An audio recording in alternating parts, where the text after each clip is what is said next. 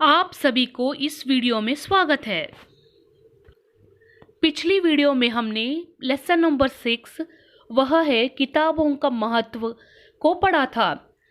इस वीडियो में हम पाठ के संबंधित शब्दार्थ यानी मीनिंग्स, रिक्त स्थानों को पूर्ति कीजिए यानी फिल इन द ब्लैंक्स, निम्नलिखित प्रश्नों का उत्तर दीजिए यानी आंसर द फॉलोइंग क्वेश्चंस, और किसने किसको कहा यानी हु सेड टू हुम, और ग्रामर पार्ट को पढ़ेंगे। पहले हम शब्दार्थ को पढ़ेंगे। शब्दार्थ में पहले आता है महत्व। क्या है? महत्व। उसका मीनिंग क्या है? खूबी, इम्पोर्टेंस। क्या होता है महत्व का? खूबी, इम्पोर्टेंस। दूसरा आता है लाडली। लाडली यानी दुलारी, फेवरेट। दुलारी का मतलब है प्यारी सी। क्या होता है? लाडली का मतलब है दुलारी। और तीसरा आता है जानकारी। जानकारी यानी जिक्र, इंफॉर्मेशन। क्या है? जानकारी यानी जिक्र, इंफॉर्मेशन। अभी चौथा आता है झट से यानी तुरंत, एट वंस। क्या है? झट से, तुरंत, एट वंस यानी इमीडिएटली। अभी पांचवा आता है बैठक। बैठक यानी हॉल, सिट आउट। क्या है? बैठक का मतलब क्या है? Hall, sit out. आखिर में आता है मग्न होना यानी लीन होना, टू बी एंगेज्ड। क्या है? मग्न होना, लीन होना, टू बी एंगेज्ड। अभी हम स्वाध्याय को पढ़ेंगे। स्वाध्याय यानी एक्सरसाइज को पढ़ेंगे। स्वाध्याय में पहला आता है पाठ के आधार पर रिक्त स्थानों को पूर्ति कीजिए यानी fill in the blanks with the words from the lesson. उसमें पहले आता है माँ का संदेश डैश को देना था। माँ का संदेश मौसी को देना था। किसको देना था? माँ का संदेश मौसी को देना था। दूसरा आता है मौसी डैश में बैठी थी। मौसी बैठक में बैठी थी। क्या है? मौसी बैठक में बैठी थी। बैठक यानी हॉल में बैठी थी। तीसरा आता है मौसी ने उसे डैश के बारे में खूब जानकारी दी। मौसी ने उसे किताबों के बारे में खूब जानकारी दी। क्या है? मौसी ने उसे किताबों के बारे में खूब जानकारी दी। बच्चों और एक बार फिल इन द ब्लैंक्स को पढ़ेंगे। पहले आता है माँ का संदेश मौसी को देना था। इधर आंसर क्या है? मौसी। दूसरा आता है मौसी बैठक में बैठी थी। क्या है इसका आंसर? बैठक यानी हॉल में बैठी थी। अभी तीसरा आता है मौसी ने उसे किताबों के बारे में खूब जानकारी दी। इसका आंसर क्या है? किताबों के बारे में खूब जानकारी दी। अभी हम दूसरे प्रश्न को पढ़ेंगे। दूसरे प्रश्न में आता है निम्नलिखित प्रश्नों के उत्तर दीजिए यानी आंसर द फॉलोइंग क्वेश्चंस। उसमें पहले आता है रमा किससे मिलने गई। क्या है? रमा किससे मिलने गई? रमा मौसी से मिलने गई। किससे मिलने गई? रमा। रमा मौसी से मिलने गई। अभी दूसरा आता है मौसी कहाँ थी। मौसी कहाँ थी? मौसी बैठक में बैठी थी। कहाँ बैठी थी मौसी? मौसी बैठक में बैठी थी। बैठक यानी हॉल में बैठी थी। अभी हम तीसरा प्रश्न को पढ़ेंगे। मौसी ने रमा को क्या दिया? मौसी ने रमा को क्या दिया? मौसी ने रमा को पढ़ने के लिए किताबें दी। क्या दी मौसी ने रमा को? मौसी ने रमा को पढ़ने के लिए किताबें दी यानी बुक्स दी। अभी चौथा आता है घर लौटते समय रमा की मुलाकात किससे हुई। घर लौटते समय रमा की मुलाकात किससे हुई? घर लौटते समय रमा की मुलाकात राधा से हुई। रमा की मुलाकात किससे हुई? रमा की मुलाकात राधा से हुई। इन चारों प्रश्नों को और एक बार पढ़ेंगे। पहले आता है रमा किससे मिलने गई। रमा मौसी से मिलने गई। मौसी कहाँ बैठी थी? दूसरा आता है मौसी कहाँ बैठी थी? मौसी बैठक में बैठी थी। अभी तीसरा आता है मौसी ने रमा को क्या दिया?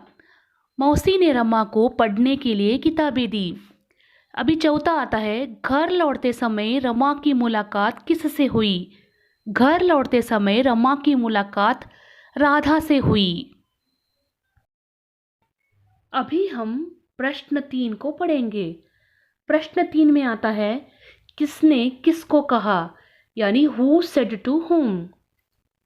उसमें पहले आता है बाप रे इतनी सारी किताबें। किताबों से भरी अलमारी को देखकर रमा ने मन ही मन सोचती है कि बाप रे इतनी सारी किताबें। अभी दूसरा आता है किताबें मनुष्य के सच्चे साथी है। इस वाक्य को माँ ने रमा को कहा। क्या है? माँ ने रमा को कहा। अभी तीसरा आता है उन्हें पढ़ने से वक्त गुजरता है और ज्ञान बढ़ता है। इस वाक्य को माँ ने रमा को कहा। क्या है? माँ ने रमा को कहा। इस प्रश्न को और एक बार पढ़ेंगे।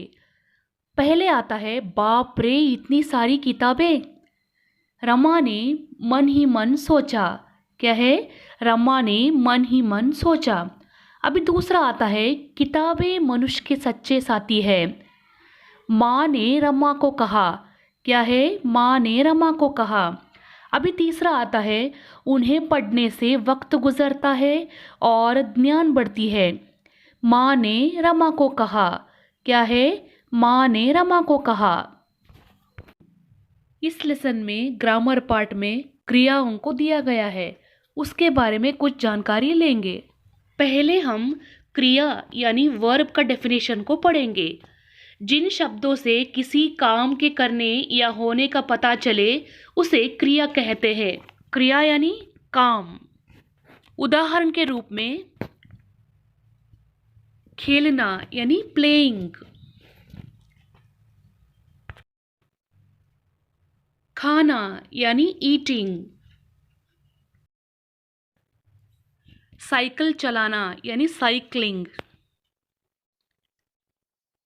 फेंकना यानी थ्रोइंग, नाचना यानी डांसिंग, बैठना यानी सिटिंग, जंपिंग यानी कूदना, सोचना यानी थिंकिंग। इन सभी उदाहरणों में कुछ ना कुछ कार्य किया गया है, इसीलिए इसको क्रिया कहते हैं। व्याकरण विभाग में पहला प्रश्न है निम्नलिखित वाक्यों में क्रियाओं को अधोरेखांकित कीजिए, यानी underline the verbs in the following sentences. उसमें पहले आता है रमा मौसी के घर पहुंची। इधर क्रिया क्या होता है? पहुंची। पहुंची को अंडरलाइन करना चाहिए। रमा मौसी के घर पहुंची, क्रियापद कौन सा है इधर? पहुंची। अभी दूसरा आता है मौसी बैठक में थी। मौसी बैठक में थी, इधर क्रियापद कौन सा है? इधर वर्ब कौन सा है? इधर थी। मौसी बैठक में थी, अंडरलाइन थी को करना चाहिए। अभी तीसरा आता है लड़की ने किताब पढ़ी। इधर क्रियापद कौन सा है? पढ़ी। लड़की ने किताब पढ़ी, इधर क्रियापद है पढ़ी। पढ़ी को अंडरलाइन करना चाहिए। व्याकरण विभाग में प्रश्न 2 को पढ़ेंगे। प्रश्न 2 में आता है लिंग बदलिए, यानी चेंज जेंडर। उसमें पहले आता है मामा। मामा कौन सा लिंग में है? मामा पुल्लिंग में है। उसका स्त्रीलिंग रूप क्या होता है? मामी। क्या है? मामा का स्त्रीलिंग रूप है मामी। अभी दूसरा आता है लड़का। पुल्लिंग रूप होता है, उसका स्त्रीलिंग रूप है लड़की। क्या है? लड़का, लड़की। और तीसरा आता है चाचा। चाचा कौन सा लिंग में है? चाचा पुल्लिंग में है, उसका स्त्रीलिंग रूप क्या होता है? चाची। चाचा, चाची। अभी चौथा आता है बैल। बैल यानी पुल्लिंग रूप में है, उसका स्त्रीलिंग रूप क्या होता है? गाय। बैल, गाय। पांचवा आता है छात्र। छात्र कौन सा लिंग में है? छात्रा पुल्लिंग में है, उसका स्त्रीलिंग रूप क्या होता है? छात्रा। छात्र, छात्रा। अभी हम प्रश्न 3 को पढ़ेंगे। प्रश्न 3 में आता है, नीचे दिए गए वाक्य शुद्ध कीजिए, यानी करेक्ट द फॉलोइंग सेंटेंसेस। उसमें पहले आता है, मैं 2 आम खाया। क्या है? मैं 2 आम खाया। मैंने 2 आम खाया। करेक्ट सेंटेंस क्या है इसका? मैंने 2 आम खाया।